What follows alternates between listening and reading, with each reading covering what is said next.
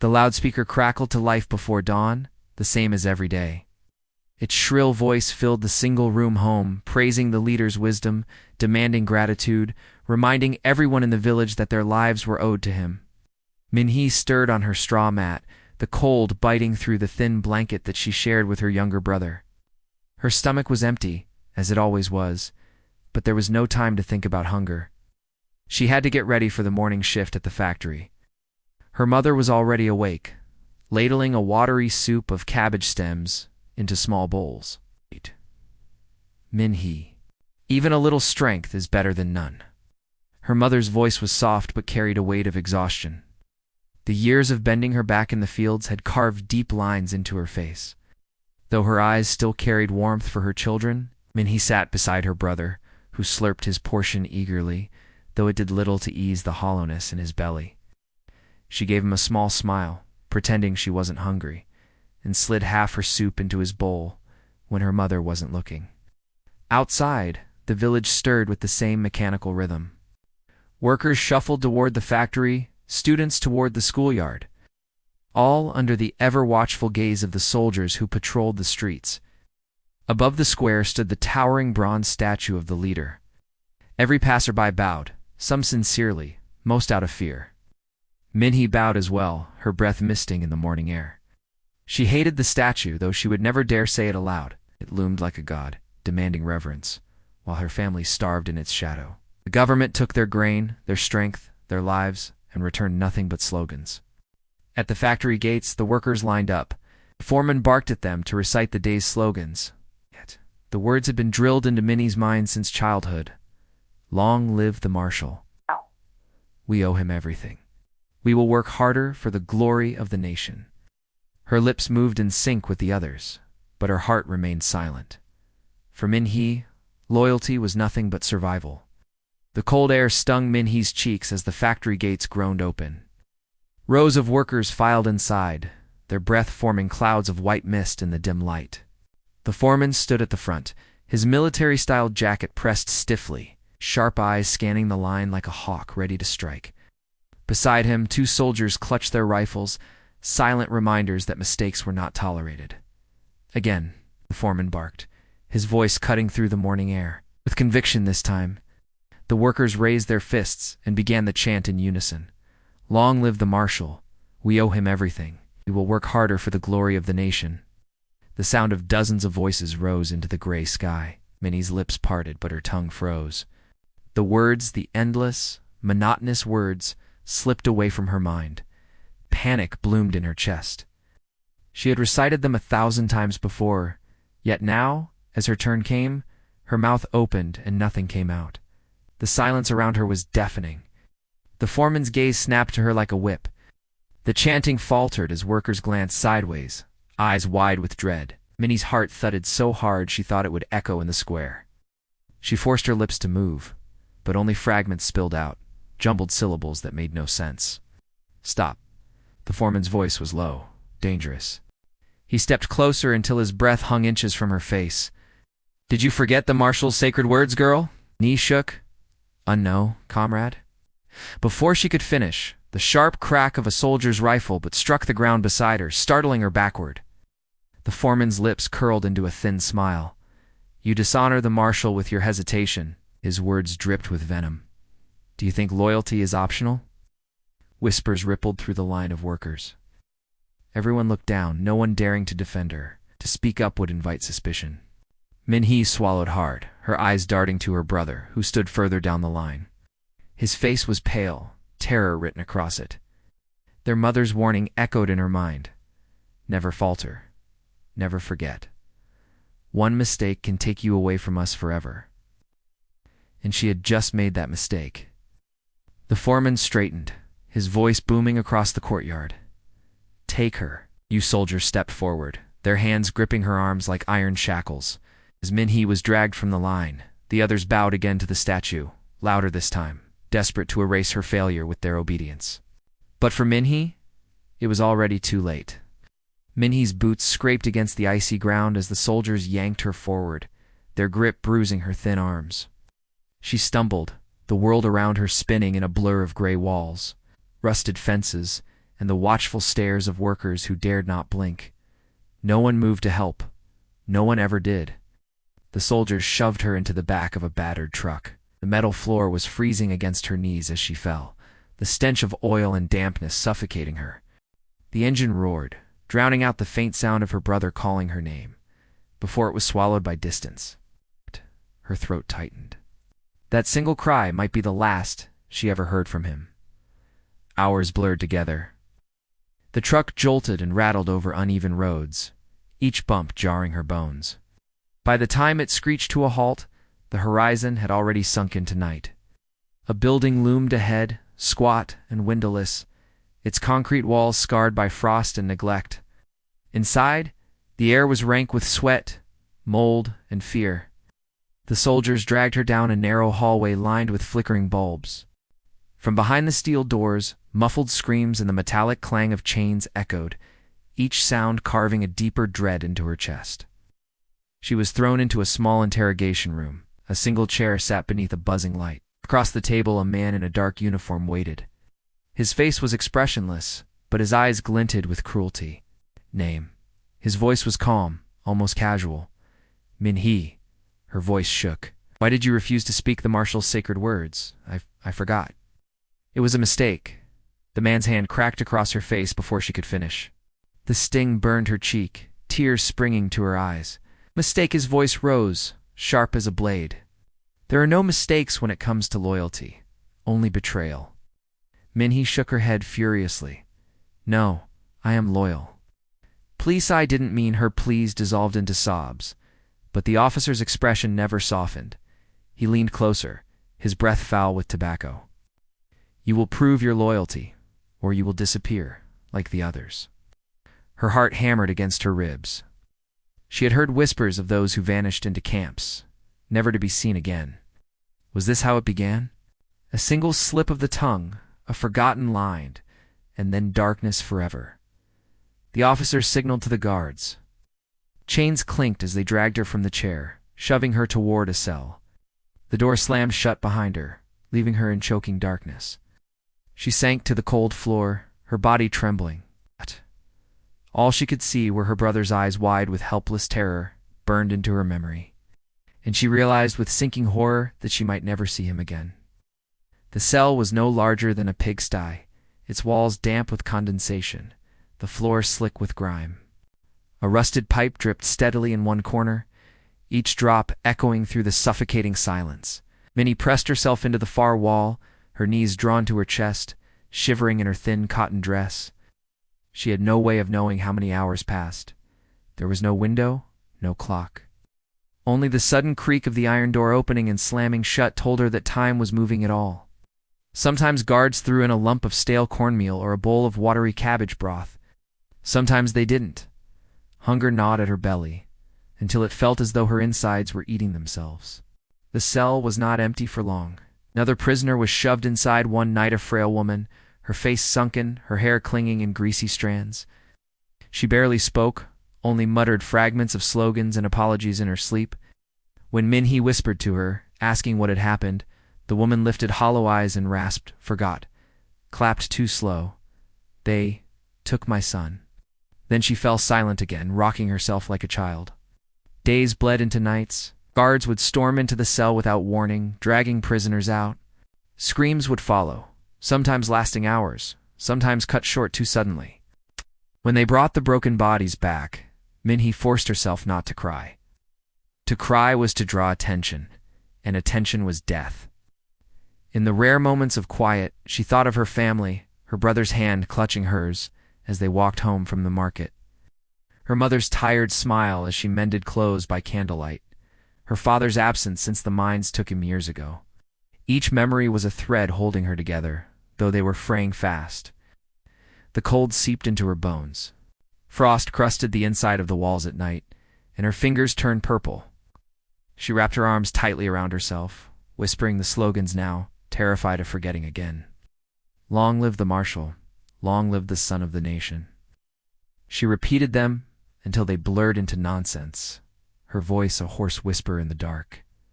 Then, one morning, the door opened again. Guards barked her name and pulled her out. The stale air of the corridor rushed into her lungs, bitter and sharp.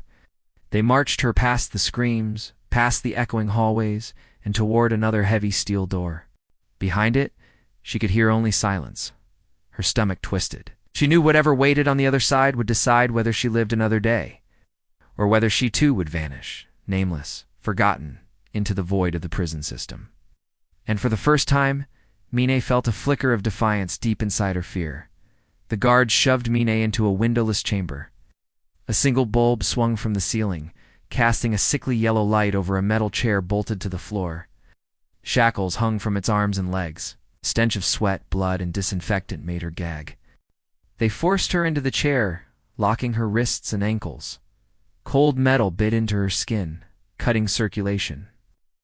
A man in a black uniform stepped out from the shadows. His face was smooth, his eyes empty like someone who had long ago traded humanity for obedience. "Name," he demanded, though they already knew it. She gave it. "Why did you forget the slogan?" His voice was calm, almost casual, but the silence that followed weighed heavier than any shout. I was nervous. It was a mistake." The man's lips curved into something that wasn't a smile. He picked up a rubber truncheon from the table and slammed it across her ribs. The air shot from her lungs in a broken gasp. "Atch!" "You don't make mistakes. Mistakes are treason." The questions became accusations. Who had she conspired with? Who had influenced her? Did she harbor traitorous thoughts against the leader? Each denial was met with another strike her shoulders, her legs, her face. She tasted blood. Hours passed like days. Her vision blurred. When she hesitated too long, they poured icy water over her, jolting her back into awareness. When she cried too loudly, they gagged her. She realized quickly this wasn't about truth. It was about breaking her until she confessed to crimes she had never committed. At one point, the interrogator leaned close, his breath sour. "If you tell us nothing, your family will pay. Do you want your brother in this chair next?" The threat cut deeper than the blows. Her brother's face, thin, innocent, still full of dreams despite their hunger flashed before her. She wanted to scream, to confess anything if it meant protecting him. But confessing would condemn them all. So she clung to silence, repeating in her mind the only prayer she had. Survive. Survive long enough to see him again. When they finally unshackled her, she crumpled to the floor. The guard dragged her limp body back toward the cells, her ears still ringing with the echo of the interrogator's parting words. "You'll break tomorrow, they all do." And deep down, she feared he was right. The prison camp was not built for survival. It was designed to grind people down until they were little more than husks. At dawn, Minhee was dragged with dozens of other prisoners into the yard. Their bodies were bent, faces hollow, eyes sunken. Each one carried the look of someone whose soul had been wrung out drop by drop. Guards with rifles barked orders, their boots crunching on frost. The prisoners were assigned to cut timber in the frozen hills. Minnie's hands, still swollen from beatings, could barely grip the axe. Every swing tore at her flesh until the blisters burst and blood seeped through the splintered wood. The rules were simple: work or starve. Each prisoner's food ration was tied to the quota they fulfilled. Too few logs carried back, and they would receive nothing more than watery soup. Minhee watched as others, too weak to meet their quotas, collapsed and were beaten before being dragged away. Some never returned. The camp food itself was an insult: a handful of cornmeal gruel, and sometimes a shred of cabbage floating in oily broth. Starvation ruled like an invisible overseer. Prisoners fought over spilled grains in the dirt, clawing at mud with their bare fingers. At night, stomachs groaned so loudly it was like a chorus of suffering. Minhee quickly learned that survival was a brutal competition. Fellow inmates eyed her not as a companion, but as another rival for scraps. One evening, as she bent over to sip from a cracked bowl, another prisoner lunged, trying to snatch it away. They wrestled in the dirt, and only the guard's warning shot into the air separated them. Yet not everyone was cruel. In the shadows of this misery, small sparks of humanity survived. An older woman named Hannah, her body frail, but her eyes kind, slipped Minhee half of her own ration one night. "You're too young to die here," she whispered. That act of mercy kept Minhee alive another day. But it also reminded her of the impossible balance. Trust was dangerous, but so was despair. The camp was designed to turn them against one another, to strip them of their dignity, until survival was reduced to fighting like animals. But as she lay in the freezing barracks that night, ribs sharp under her skin, Minhee made a vow. If they want me to crawl, I will crawl, but I will not let them take what is left of my soul. And so she endured breath, each mouthful, each swing of the axe clinging to the fragile hope that one day she might walk beyond those barbed wires. Minhee had long believed that the camp was inescapable.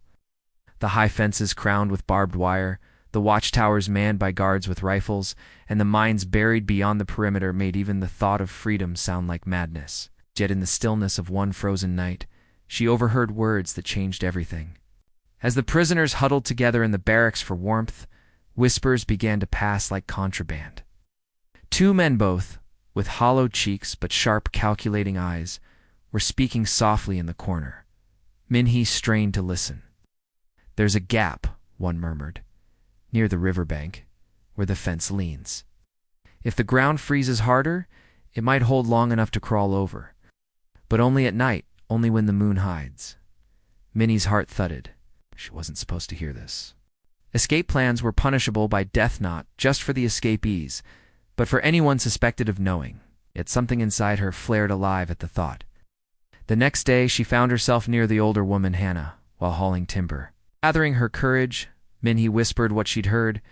To her surprise, Hannah's eyes didn't widen in fear, but hardened with resolve. "You're not the first to dream of leaving," Hannah said. "But dreams in this place can kill. Choose carefully who you trust." Still the whisper spread. Others began to look at the fence not as a wall, but as a question. The idea of escape fed them in a way gruel never could. Even the most broken prisoners seemed to stand a little straighter. One night, Minhee was approached by one of the men who had whispered of the fence. His name was June. "You heard us," he said, his voice sharp. She stammered, but he didn't accuse her. Instead, he studied her like a judge. "If you're to be part of this, you must be silent. Betray us, and we all hang. Stay loyal, and maybe you'll see the world beyond these wires." The weight of that promise pressed heavy on Minhee. For the first time since her capture, there was something greater than mere survival. There was a chance, however slim, dangerous, of freedom. That night, as snowflakes drifted against the barred windows, Minhee lay awake. Her stomach still gnawed with hunger, her body still ached from labor, but her spirit was restless. The seed of rebellion had been planted. Now she knew. One wrong step meant death. But one right step might carry her beyond the barbed wire, into a world she had only dreamed of. The night came cloaked in silence, broken only by the distant howls of wolves and the crunch of frost under boots. Minnie's heart thundered in her chest as she crouched with June, Hannah, and 3 others by the barracks' shadow. "The moon was hidden by clouds of blessing," June whispered. Less light meant fewer eyes. For weeks, they had stolen moments to prepare, smuggling scraps of wire to test the fence, watching guard patterns, memorizing the moments when floodlights blinked out for maintenance. Every second of observation had been fed with risk. Now, it would decide their lives. "Stay low. Do not hesitate," June instructed. His voice trembled, though he tried to mask it. "If you freeze, you die. If you falter, you condemn us all." They moved, bent nearly double, slipping between shadows. The cold bit at their skin, but fear was stronger. Each step across the snow felt louder than gunfire. Minnie's breath fogged the air, and she clenched her teeth to silence it. Ahead, the fence loomed like a beast. Coils of barbed wire glistened under faint starlight. Minhee's stomach twisted as she imagined it slicing into her flesh. But June pressed forward, producing a bent tool hidden in his rags. With trembling hands, he worked at the fence. Each metallic creak seemed deafening. "Faster," Hannah hissed. Suddenly, the distant crunch of boots froze them all. A guard was pacing nearer, his flashlight a swaying blade of light across the snow. Minhee pressed her face into the earth, her body rigid. The beam passed so close she felt its heat on her cheek. Seconds stretched into lifetimes. Then gone. The guard moved on. June finally pulled the fence wide enough. "Now," he urged. One by one, they slipped through, scraping their backs and arms on the wire. When it was Minnie's turn, she held her breath and pushed. Pain flared across her shoulder as the wire bit deep. But she bit her lip until blood filled her mouth and forced herself through. They stumbled onto frozen ground beyond the fence. For the first time, Minhee stood outside the camp's walls. She wanted to weep, but there was no time. Behind them, a shout shattered the night. A guard had spotted movement. The floodlights blazed awake, slicing through the dark like knives. "Run," June roared. And they did across the snow, into the wilderness, hearts pounding as gunfire erupted behind them. The forest swallowed them as they ran, its branches clawing at their rags, its frozen ground numbing their feet. Bullets cracked behind them, slicing into trees, but soon the gunfire faded. The guards would not risk chasing too far into the night. The wilderness itself was a prison. Minhee stumbled, her breath tearing in ragged gasps. Every inhale burned her lungs. Her thin shoes were soaked through with snow, her toes already stinging with the cruel bite of frost. Hannah clung to her arm, whispering, "Just a little farther." But there was no farther, only endless, merciless woods. They collapsed under a pine, huddling together like frightened animals. The cold was not just air. It was alive, gnawing at their skin, creeping into their bones. Minnie's fingers felt stiff, as though they belonged to someone else. June struck rocks together desperately, trying to coax a spark. When a fragile flame flickered to life, they all bent over it, shielding it with their hands as though it were the last hope in the world. The fire gave them moments of warmth, but also danger. Smoke rose into the air, a signal to any searching eyes. They knew they could not keep it long, yet without it, death was certain. As the hours dragged on, the forest turned from enemy to executioner. Minhee noticed Hannah's lips turning blue. One of the men began muttering nonsense, shaking violently before falling silent, his body rigid in the snow. They could not bury him. The ground was iron. They left him behind, the frost already claiming him. By dawn, Minnie's feet throbbed with a new kind of pain, deep, burning, then strangely numb. She pulled off her shoe and gasped. Her toes were white, stiff as stone. June's face hardened. "Frostbite," he whispered, as if naming it made it worse. Fear clenched Minnie's heart tighter than hunger ever had. She wanted freedom, but what good was it if her body was crumbling piece by piece? The woods stretched endless, the horizon mocking them. Still, she forced herself up, leaning on Hannah's shoulder. Step by step, even as her foot dragged like dead weight. For behind them was the camp, and, ahead, only the unknown. The morning sun rose pale and distant, offering no warmth, only the cruel reminder that time was slipping away. Minnie's right foot was useless, now swollen, discolored, heavy as stone. Every step felt like her body was tearing apart. She bit her lip until it bled, refusing to cry. If she cried, the others would falter. June supported her, his arm locked around her shoulders, while Hannah scouted ahead. The forest thinned, opening to a frozen riveret's surface, cracked in jagged veins of ice. Beyond it lay the faint outline of hills, and farther still, the unseen border of freedom. But the river was a monster of its own. To cross was to gamble with death. To stay was to surrender. They tied rags around their feet and crept across.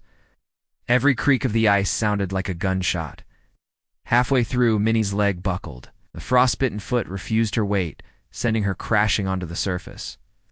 For a breathless moment, cracks spidered beneath her. June yanked her up, dragging her until they collapsed on the other side, both gasping, both trembling.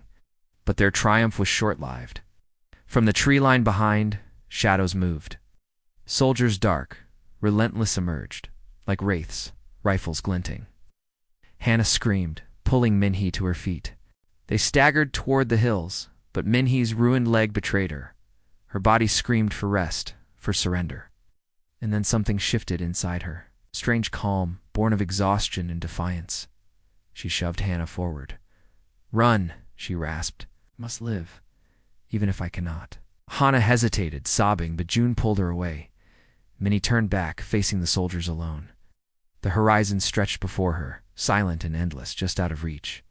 She thought of her family, of her mother's voice, of the life denied her. The soldiers closed in, their boots cracking the ice. Minhee did not scream. She stood tall on her one good leg, frostbitten and broken, yet unbowed. As the rifle butts lifted, the wind carried her final whisper into the vast emptiness. Freedom. Even if only in my last breath. The horizon remained silent. But in that silence was defiance and unspoken promise that her struggle, her pain would not vanish into nothing.